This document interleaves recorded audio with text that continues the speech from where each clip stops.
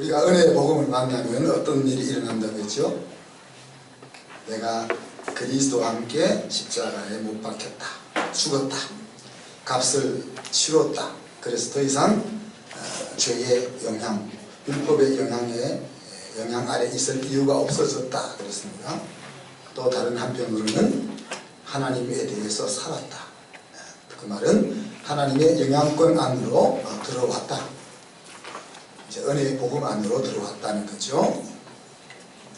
이러한 일들은 우리가 은혜의 복음을 듣고 그 안으로 들어가려고 결단하면 성령께서 우리 속에 일하시고 행하시는 것이라고 했습니다. 그래서 우리가 이렇게 은혜의 복음 안으로 들어오기만 하면 우리의 상한 심령이 고침을 받게 되고 나를 누르고 있던 모든 종류의 억눌림과 또 연약함으로부터 자유케 되고 내 마음속에 깊이 내재하고 있는 그 슬픔을 벗어나서 기쁨이 넘치는 삶으로 회복된다 그랬습니다. 그래서 이 은혜 복음 안에 들어온 인생은 내 인생을 비참하게 만들었던 모든 것이 축복의 재료가 되는 그런 놀라움이 우리에게 이어진다 그랬습니다. 그래서 이런 은혜 복음 안에 들어온 우리의 삶은 뭐라고 했죠? 내가 사는 것이 아니고 믿음 안에서 사는 것이다. 그래서 믿음 안에서 사는 것을 우리가 한마디로 정의할 때 사랑으로 내 인생을 계획하신 그 하나님을 생각하면서 또 죽음으로 사랑을 보이신 그 예수님을 가슴에 품고 설레는 마음으로 약간 들떠서 걸어가는 그런 삶이 은혜의 복음 안에 사는 우리의 인생이다. 그래서 우리가 서 있는 자리가 다 다를 것이고 우리 삶 속에서 만나는 여러 가지 상황들이 다 다르겠지만은 어떤 환경 속에 우리가 놓여 있을지라도 이런 은혜의 복음 속에 사는 삶이 우리 한숨교회 모든 가족들에게 임하기를 바랍니다. 그것이 이제 제가 있는 이유고 우리 한숨교회가 있는 이유입니다. 자, 그리고 은혜 복음 밖으로 발이 나아가는 신호가 오면 그런 조짐이 보이면 어떻게 해야 된다 했죠? 우리 마음속에 관성에 대해서 우리가 별수의 진을 치고 야, 나 죽었어. 그거를 고백해라 그랬죠? 그리고 옆에 보면서 야, 너 죽었잖아. 이렇게 말해주라 그랬습니다. 여러분의 신랑이 또 옛사람이 살아나면 여보 당신 죽었는데 여러분의 아내가 또 옛모습으로 돌아가려고 하면 여보 당신 죽었는데 왜 이래? 이렇게 말해주라 그랬습니다.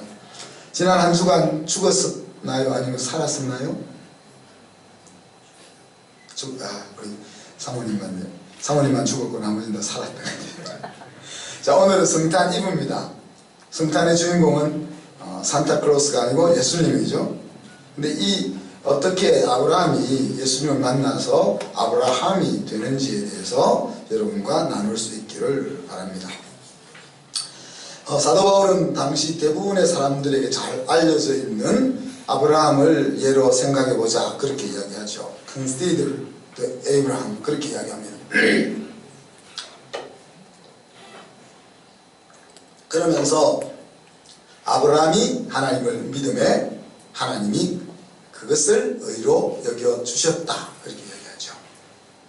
그래서 결론적으로 믿음으로 말미암는 자는 모두 아브라함의 자녀들이다 그렇게 이야기했습니다.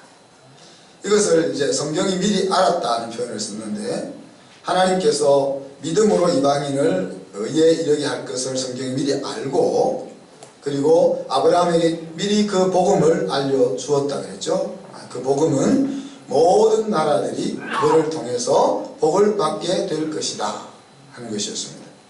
그래서 결론적으로 믿음을 가지고 있는 사람은 믿음의 사람 아브라함과 함께 복을 받는 사람이다 하는 것이 이제 오늘 사도 바울이 아브라함을 예로 들은 그 메시지의 전체 내용입니다. 자, 그러면은 아브라함의 자손이라는 것을 의미하는 것이 뭘까? 일단은 아브라함의 혈통을 의미하겠죠. 창세기에서부터 계속 족보가 반복되면서 그 족보의 흐름 속에 아브라함이 계속 등장을 합니다. 그죠? 또 요한복음 3장 7절로 8절에 보면은 세례요한이 세례를 받으러 나오는 눌러주셔야죠. 세례를 받으러 나오는 그 유대인들을 향해서 뭐라고 합니까? 독사의 자식들아, 누가 너희에게 일러 장자올 진노를 피하라 하더냐? 그러므로 회개에 합당한 열매를 맺고 속으로 아브라함이 우리 조상이라 말하지 말라. 내가 너희에게 이르노니 하나님이 능히 이 돌들로도 아브라함의 자손이 되게 하시리라. 이 유대인의 생각 속에는 자기들은 아브라함의 자손이다 하는 생각을 가지고 있었던 거죠. 그런데 세례요한이 야, 그런 생각 접어. 그렇게 이야기합니다. 세례요한만 그런 것이 아니고 요한복음 8장에 가면은 예수님이 이렇게 이야기합니다. 그들이 대답하되, 유대인들이 대답합니다. 우리가 아브라함의 자손이라 남의 종이 된 적이 없거늘 어찌하여 우리가 자유롭게 되리라 하느냐. 예수님이 자유롭게 되리라 하는 말씀을 하실 때 유대인들이 이렇게 반응을 합니다. 그때 예수님이 대답하십니다. 우리 아버지는 아브라함, 왜 조금 넘어갑니까? 우리 아버지는 아브라함이라 하니 예수께서 이르시되 너희가 아브라함의 자손이면 아브라함이 행한 일들을 할 것이오늘, 그런 표현을 썼죠. 자, 너희 생각에는 너희가 아브라함의 자손이라고 여기는데 내가 보기에는 아니다, 그런 이야기죠. 아들은 아버지의 생각과 행동을 따르게 되어 있는데 너희들이 하는 행동을 보면 아버지의 행동이 전혀 아니야. 너희들은 아브라함의 자손이 아니야, 그렇게 이야기하죠.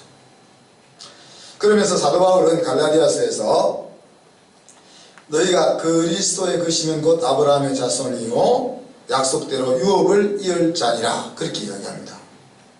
그러니까 혈통적으로 아브라함의 족보에 올라가 있는 사람이 아니고, 그죠? 아브라함의 자손이 아니고 그리스도에게 속한 사람이면 아브라함의 자손이다. 그리고 그 아브라함의 자손은 하나님의 모든 재산을 상속할 사람이다, 그렇게 이야기하죠. 자, 이런 것들을 이제 종합해 보면 아브라함의 자손이라는 것은 무엇을 의미하겠습니까? 하나님이 인정하는 자손이다. 그리고 하나님의 나라의 주인이다 하는 이야기입니다. 그러니까 하나님의 존재를 인정하는 유대인들에게, 또 하나님의 존재를 정말 마음으로 받고자 하는 우리들에게 있어서 나의 뿌리가 어디냐 하는 것에 대한 자부심이 바로 이 아브라함의 자손이라 하는 것에 있는 거죠. 자, 이런 생각을 가지고 지금 사도 바울이 아브라함의 자손과 복음을 연결시키고 있습니다. 복음은 말 그대로 굿뉴스, 좋은 소식이잖아요. 좋은 소식은 앞에서 말씀드린 것처럼 우리를 얽어매고 있는 모든 억압, 그리고 나를 힘들게 만드는 나의 상처와 연약함, 그것으로부터 우리를 자유케 하는 것이 복음이다, 좋은 소식이다 그랬습니다. 그죠? 그래서 우리의 삶이 여러분의 삶이 힘들게 느껴지는 그 모든 것을 부서뜨려주는 그 이야기가 복음이라는 이야기죠. 그리고 한 걸음 더 나아가서는 그것만이 아니고 또 복음이 포함하고 있는 것은 우리가 이 땅에 오게 했던 그 이유를 찾아주는 것, 삶의 이유를 찾아주는 것, 그래서 사명을 회복하는 것, 살아야 될 이유를 찾는 것까지가 복음이다, 그렇게 얘기했습니다. 자, 그렇다면 아브라함에게는 무엇이 좋은 소식이었을까? 자, 본래 이 창세기 12장에서 아브라함의 본래 이름은 무엇입니까? 아브람입니다. 아브람.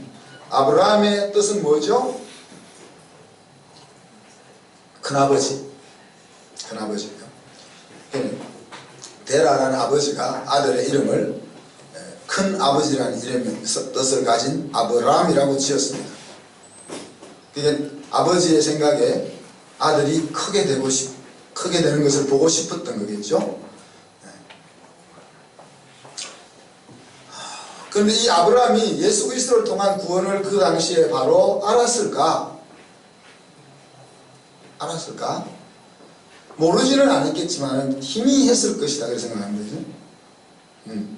우리가 그래서 신학적으로 이것은 이제 계시가 점점점 열린다, 그런 표현을 쓰는데, 하나님께서 아담과 하와가 범죄했을 때부터 한 아들을 통해서, 한 남자를 통해서 구원하신 예수 그리스도를 통해서 이 땅을 구원하실 복음을 이야기하셨습니다. 그러나 그 당시에는 그것이 누군지 분명히 알 수가 없는 거죠. 그래서 그것이 점점 시간이 지나가면서 점점 구체화되어지게 되고 예수님이 이 땅에 오셔서 십자가에 달려 돌아가시는 그 사건 속에서 분명하게 확인이 되는 거죠. 그리고 그 이후 2000년을 지나오면서 그 예수 그리스도가 십자가를 통해서 우리를 구원하시는 복음의 중심이 된다는 것이 무엇을 의미하는지가 점점 더 확장되어서 가고 있는 겁니다.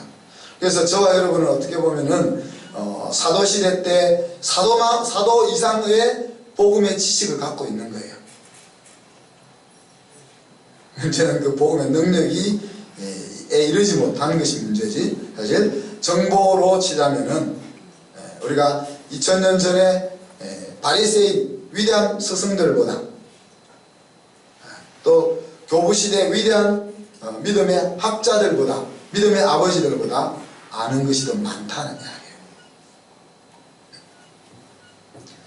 500년 전에 그 종교개혁을 한 그 종교개혁자들이 발견한 것이 뭡니까?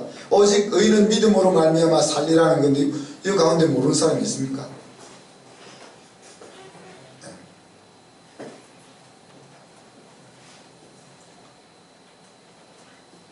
그렇지만 이제 다시 말하면은 아브라함이 그 하나님께서 전달해 주시는 그 복음을 들었을 때에 그 복음의 내용에 대해서 우리처럼 이렇게 분명하고 확실하게 알고 있지 못했다고 보는 것이 정확한 거죠. 그죠?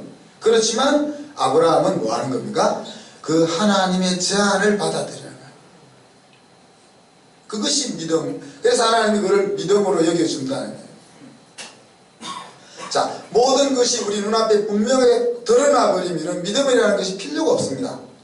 소망이라는 것이 필요가 없습니다. 우리 앞에 현실로 다가왔는데 이것은 정신적으로 약한 사람 아니면 그냥 그대로 받아들여지는 겁니다.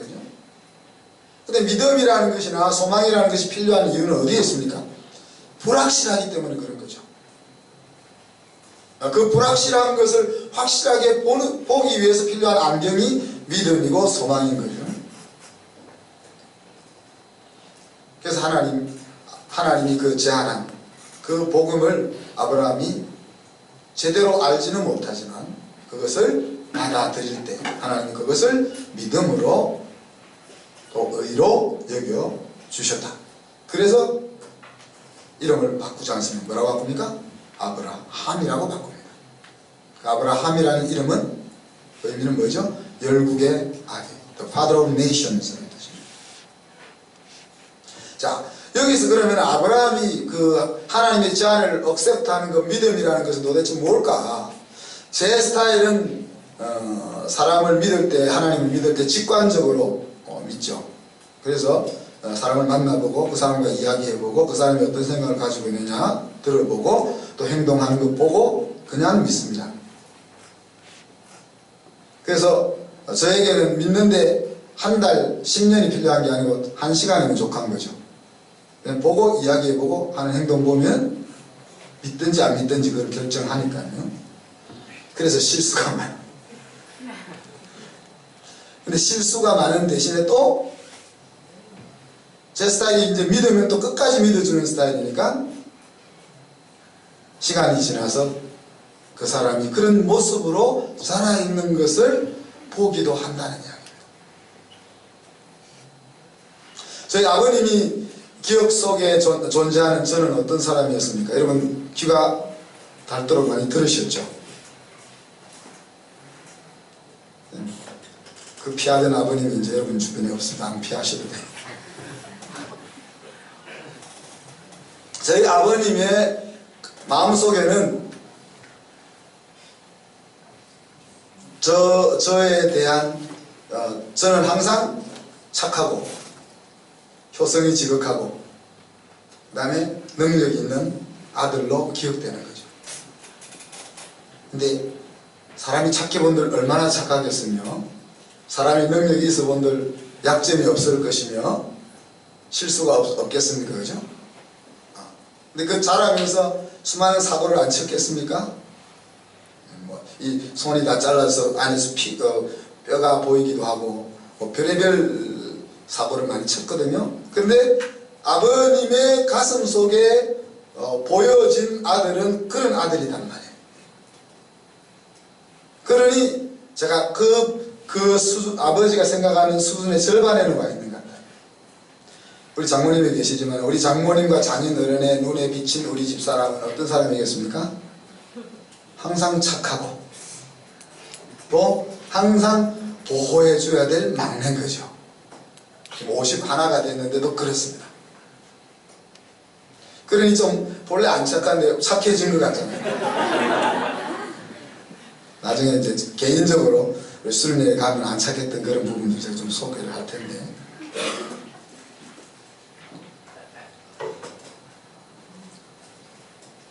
제가 이제 여러분들을 바라보거나 특히 우리 학교에 있는 학생들을 바라볼 때 항상 우리 철민 집사님이 하는 것처럼 강점 베이스로 바라보려고 하죠. 이것 때문에 우리 이제 부모님들의 속을 뒤집어 놓을 때가 많이 있습니다. 왜? 저는 그 아이의 좋은 점을 자꾸 보니까 그 아이가 지금 문제를 일으키고 사고를 치는데도 그 사고를 넘어서 변화될 그것을 자꾸 바라보려고 하니까. 그러니까 이제 막상 이제 그런 상황 속에 막 부딪히는 사람이 힘든 그런 부분이 있죠. 제가 본의 아니게 이제 그런 부모님들 좀 힘들게 하는 부분이 있는데, 우리 자녀들에게 대해서도 마찬가지. 제가 우리 자녀들을 향하여 가지고 있는 그 중심은 너무나 귀하고 아름답고 훌륭하고 능력 있는 그런 마음이에요. 그런데 이제 우리 아이들이 느끼는 아버지의 마음은 아닌 거죠. 이제 이거는 오해라고 저는 생각합니다. 아이에 대한 기대를 가지고 있다 보니까 이것이 이제 아이와 저 사이에 오해를 만들어내는 거죠. 그래서 이제 나이가 60을 넘어가면서 이제 이 오해를 없애야 되겠다. 그래서 내 속에 있는 생각, 내 속에 정말 가지고 있는 그 생각을 우리 아이들이 볼 수 있도록 내가 어떻게 할 수 있을까, 이거를 자꾸 이제 생각하는 거죠. 자, 사랑하는 성도 여러분, 여러분이 누군가를 믿으려고 할 때 여러분에게 무엇이 필요했습니까? 믿으려고 할 때. 남자들은 좀 어리석으니까 대충 믿는데, 자, 여자들의 경우라고 생각해보세요. 결혼한 여자들. 여러분이 옆에 앉아있는 그 신랑을 배우자로 선택할 때 뭘 믿고 선택했어요? 지금 뭐 답은 안 해도 됩니다. 답은 안 해도 됩니다. 물론 이제 남자가 여자 잘못 만나면 인생 망치는 건데, 그죠?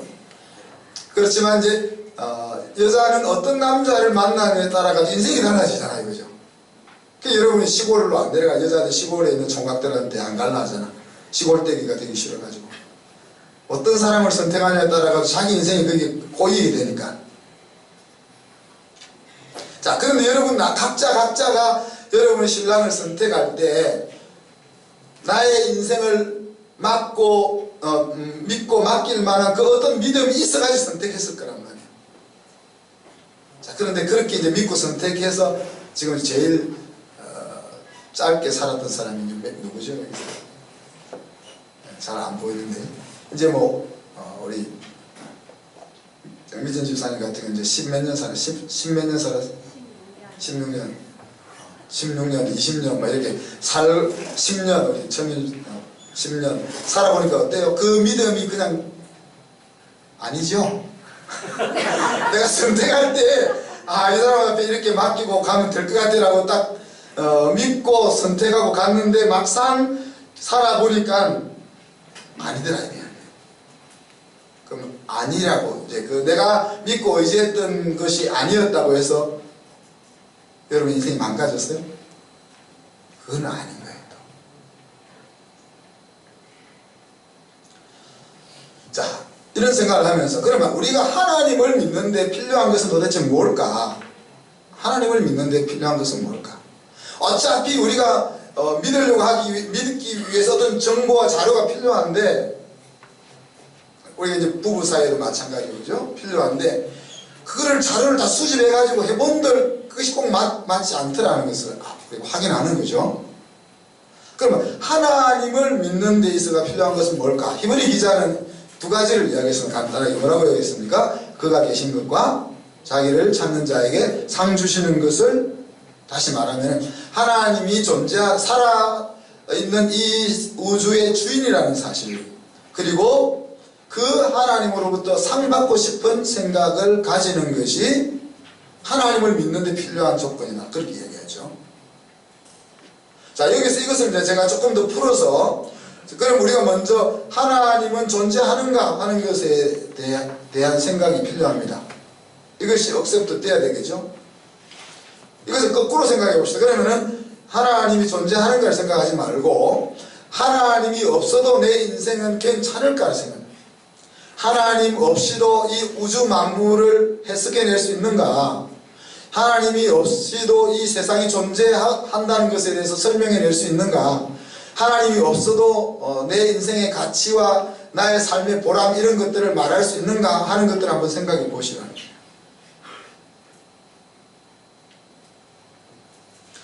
하나님을 믿느냐 믿지 않느냐는 절대 과학의 대상이 아닙니다. 그리고 확인의 대상도 아닙니다. 그래서 내 마음의 선택의 대상입니다. 그래서 옳고 그름을 떠나서 하나님이 없이도 내가 이 우주 만물의 존재와 또 내 인생의 의미를 추구하는 데 있어서 전혀 이상이 없다. 그러면 하나님을 안 찾아도 되는 거죠. 찾을 수도 없는 거죠. 안 찾아도 됩니다. 자, 그 다음에 이 부분이 해결되면은, 그 다음에 이제 더 나아가서 하나 더 질문을 해봐야 되겠죠. 그러면 그 하나님이란 분이 나에게 정말 필요한가 하는 거예요. 제 경우는 제 스스로를 하나님처럼 생각했기 때문에 신으로서의 하나님은 필요가 없었습니다. 대학교 들어갈 때까지. 그래서 하나님과 접촉한 계기는 하나님을 친구로 만나는 거죠. 교만이 하늘을 찌를 때 이야기입니다. 그래서 그렇게 접근해서 하나님을 만나다 보니까 정말 하나님이 하나님인 것을 알게 되는 거죠. 공고한 자리에 있을 때 많은 경우는 하나님이 필요합니다. 그죠? 그리고 인생의 가치를 생각하는 자리에 있을 때 우리는 하나님이 필요하다고 생각해요. 그러니까 지난주에도 이야기했지만은 내 인생을 그냥 그럭저럭 살아도 된다고 생각하면은 하나님이 없어도 되는 거죠. 하나님이 없어도 되는 거죠. 근데 절대로 나는 내 인생을 이렇게 그냥 포기할 수 없어. 그냥 이렇게 살다가 가는 것으로는 의미가 없어. 이런 생각을 가지는 사람은 하나님이 필요한 거죠. 그래서 우리가 교육을 받으러 가면서 주로 이야기했던 내용이 요나 이야기. 요나는 하나님 앞에 속만 상하면 뭐예요? 죽여주세요. 나 이렇게는 못 살아요. 근데 가만 보니까 요나만 그랬던 것이 아니라 말씀을 보니까 모세도 그랬더라고요. 모세도 하나님 백성들을 죽이려니 저를 죽이세요. 저도 그러거든요. 하나님 이렇게 의미 없는 삶을 살게 할 밖에 그냥 데려가세요.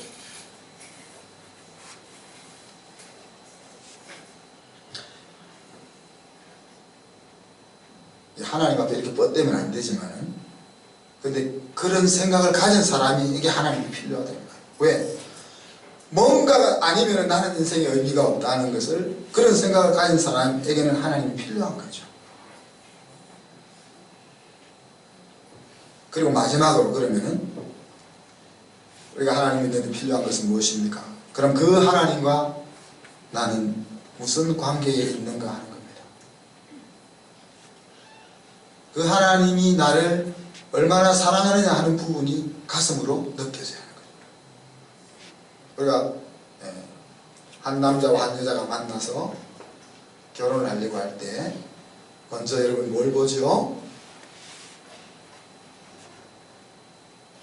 우리 청소년들은 인물을 볼 거고, 이제 대학을 졸업할 때쯤 되면은 능력을 볼 거죠, 그죠?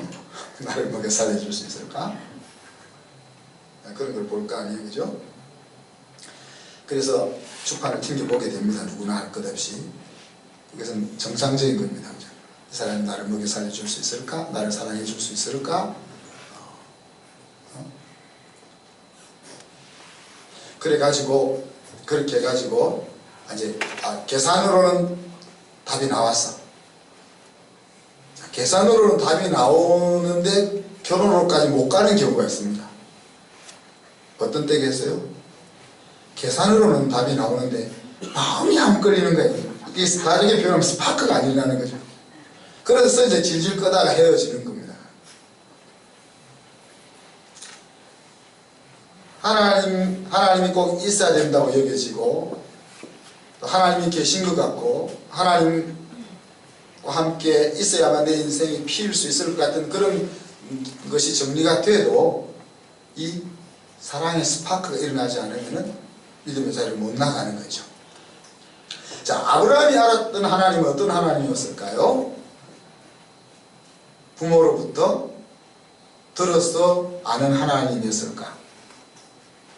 부모로부터 계속해서 하나님이 어떤 분인지를 들었겠죠. 그죠? 또 하나님과 우리처럼 깊은 교제를 하면서 하나님을 알고 있었을까? 그런데 아브라함의 집안을 생각해 보면은 아브라함의 아버지는 어떤 사람이죠? 직업이 우상을 조각해서 팔아가지고 먹고 사는 집안의 아들이었습니다. 아브라함이. 그 데라 집안은 노아 이후에 셈의 후손이지만은 이건 하나님이 아브라함의 씨로 인정하는 그런 계보를 이어가는 후손이지만은 경건한 전통을 이어가는 가정은 아니죠. 또 12장 이제 9절에 가보면은 하나님과 아브라함이 하나님의 그 약속을 억셉트한 다음에 이제 단을 쌓고 여호와 이름을 불렀다 하는 그런 이제 말을 보면은 75세까지 하나님과 아브라함은 전혀 서로 다른 곳을 쳐다보면서 살다가 어느 날 짠 하고 나타나서 야 아브라함아 이렇게 하나님이 나타났다고 우리는 생각할 필요가 없죠. 얼마나 자주 얼마나 이렇게 친밀하게 하나님과의 만남이 있었는지는 모르지만은 아브라함과 하나님 사이에 나름대로의 만남과 교제가 있었다고 보는 것이 바람직할 겁니다. 그죠? 자, 이런 상황에서 하나님이 아브라함을 부르실 때에 아브라함의 반응은 무엇이었습니까?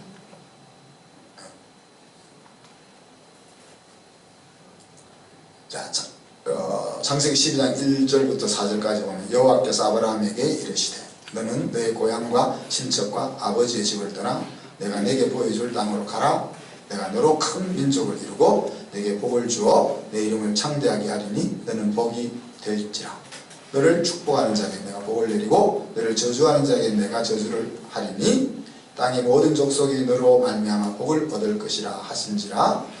이에 아브라함이 여호와의 말씀을 따라 갔고 롯도 그와 함께 갔으며 아브라함이 하란을 떠날 때에 75세였더라.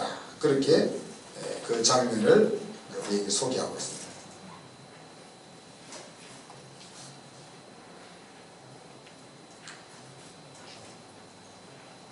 전혀 신뢰할 수 없는 하나님의 제안에 대해서 아브라함이 어떤 연유인지는 모르지만은 하나님의 제안을 받아들이고 미지의 세계를 향하여 떠났다.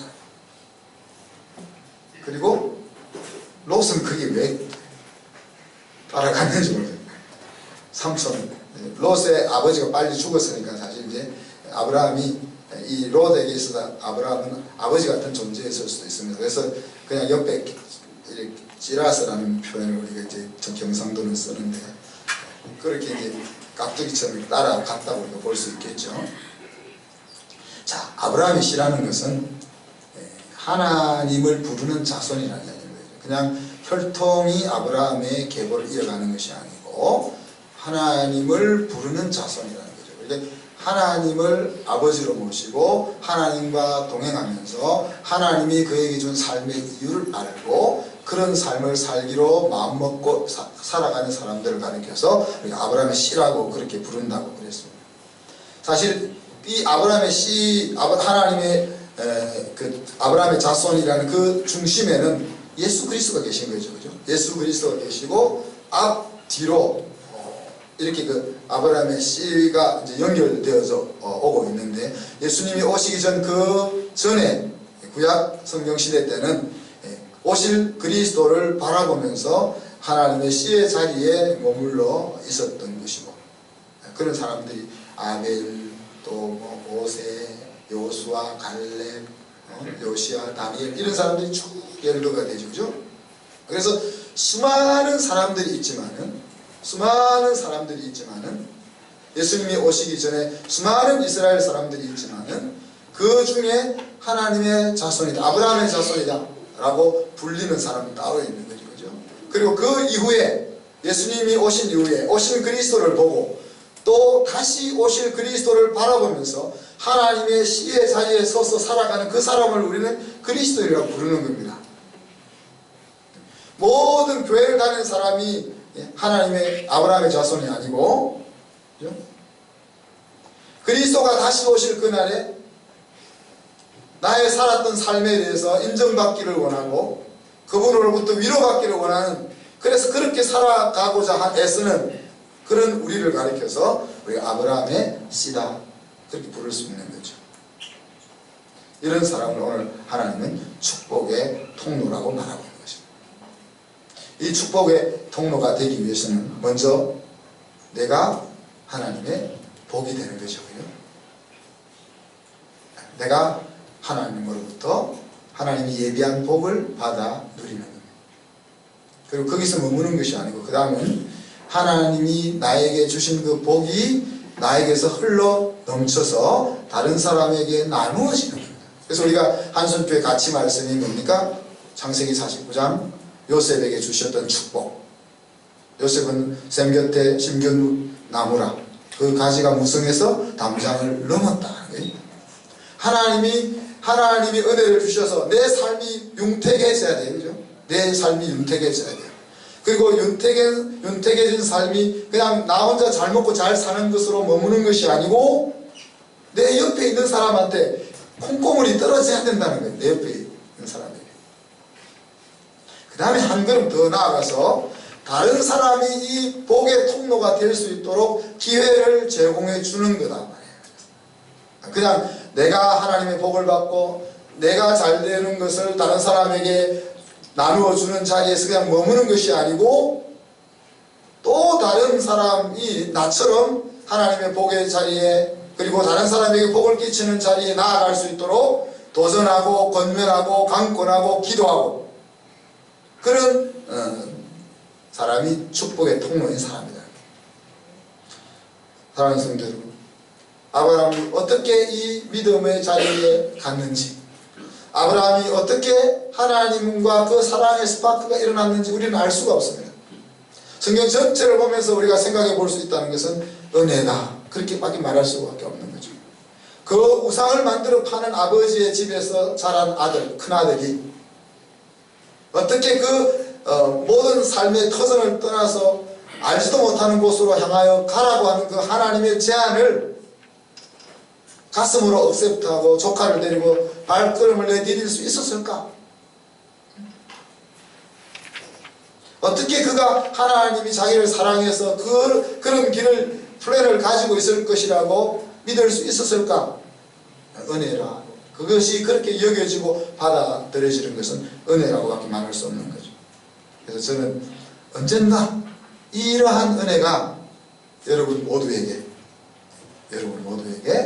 임하기를 바라고 기도하는 겁니다. 오늘 이 시간에 임할 수 있으면 더 좋을 거예요. 여러분 눈을 감고 한번 생각해보세요. 눈을 한번 감아보십시오. 제가 두 가지 말씀만 여러분에게 전달합니다. 하나님이 여러분에게 이렇게 말씀하십니다. 내가 너를 이처럼 사랑한다. 그래서 내 아들을 너에게 주었다. 그 이유는 네가 그 아들을 믿어서 멸망치 않고 영생을 얻게 하기 위해서다. 하나님 그렇게 말씀하십니다. 예수님께서 이 땅에 오셔서 이렇게 말씀하셨습니다. 도적이 오는 것은 도적질하고 죽이고 멸망시키려는 것뿐이요 내가 온 것은 너로 생명을 얻고 그 얻어진 생명이 더 풍성하게 되기 위해서 내가 왔다. 그렇게 말씀하십니다. 여러분, 이 말씀이 오늘 여러분 가슴 속에 들려져서 정말 하나님이 나를 사랑하는구나 하는 것이 느껴진다면 여러분은 하나님을 아버지로 받아들이고 아브라함의 씨로 살기를 결단 내리실 수 있기를 바랍니다. 또 이미 하나님의 자녀인 것을 알고 있는 사람들이라면 이제 아브라함의 씨로 축복의 통로로 살기를 결단하시기를 바랍니다. 우리가 이 두 가지 제목을 놓고 같이 한번 1, 2분 동안 기도하겠습니다. 하나님, 내가 당신의 사랑을 느낍니다. 당신이 내 주인이 되어 주십시오. 하나님, 나를 아브라함의 자손으로 아브라함의 씨로 불러주셔서 감사합니다. 이제 축복의 통로로 살게 하여 주옵소서. 기도합니다. 하나님 아버지, 사랑과 은혜를 감사합니다. 아들아 딸아 내가 너를 사랑한다 하는 음성이 들려지게 하심을 감사합니다. 그 사랑 앞에서 우리가 마음을 열고 잃어버렸던 인생을 찾기로 결단하게 하여 주옵소서. 우리를 아브라함의 자손으로 불러주심을 감사합니다. 내가 예수 그리스도를 통하여 구원 얻는 것으로 끝나는 것이 아니라 축복의 통로로 살기로 결단하는 성도들의 그 마음을 받아주시고 앞으로 인생을 성령께서 주장하여 주셔서 많은 사람을 부욕해 하는 축복의 통로로 세워 주시옵소서. 감사드리며 예수 그리스도 이름으로 기도하옵나이다. 아멘.